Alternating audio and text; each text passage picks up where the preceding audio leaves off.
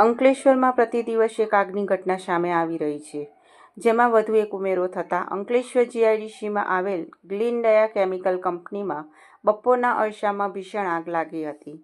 Company બહાર વીજ transformer આવેલ છે, જે વીજ ટ્રાન્સફોર્મરમાં અચાનક કોઈ કારણસર આગ લાગી હતી, જે બાદ તેમાં બ્લાસ્ટ થતાં તેના તણખા કંપનીમાં ઉડ્યા હતા અને કંપનીના પ્લાન્ટમાં સંગ્રહ કરવામાં આવેલ વિવિધ પ્રકારના અત્યંત જ્વલનશીલ સોલ્વન્ટ જથ્થામાં પડ્યા હતા, જેને લઈ આગ વધુ ફેલાઈ હતી અને કંપનીના આખા પ્લાન્ટમાં આગ ફેલાઈ હતી, સાથે સ્ટોરેજ વિસ્તારમાં પણ ફેલાઈ હતી.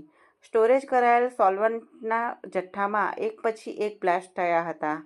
ઘટના અંગે અંકલેશ્વર ડીપીએમસી ફાયર વિભાગને જાણ કરતા ફાયર કાફલો સ્થળ પર દોડી આવ્યો હતો અને આગ ઉપર કાબૂ મેળવવા જહેમત ઉઠાવી હતી. જોકે આગે વિકરાળ સ્વરૂપ ધારણ કરતા અંકલેશ્વર નગરપાલિકા, પાનોલી નોટિફાઈડ ફાયર, ભરૂચ, ઝઘડિયા તેમજ અન્ય ખાનગી કંપનીઓનો ફાયર કાફલો સ્થળ પર દોડી આવ્યો હતો. 12થી વધુ ફાયર ટેન્ડરો આગ પર કાબૂ મેળવવા પ્રયત્નો શરૂ કર્યા હતા.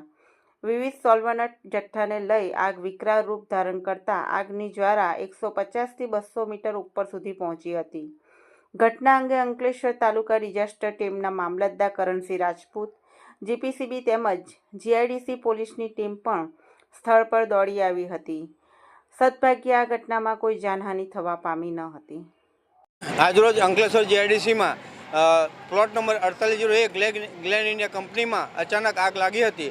આ આગ કયા કારણસર લાગી જાણી શકાયેલ નથી, પરંતુ પ્રાથમિક માહિતી મુજબ આ આગ ઇલેક્ટ્રિક ટ્રાન્સફોર્મરથી સ્પાર્ક થવાથી આગ લાગેલ છે. સ્થળે કુલ 6 થી 7 જેટલા ફાયર ટેન્ડર હાજર છે અને આગ ઓલવવાની કામગીરી ચાલુ છે.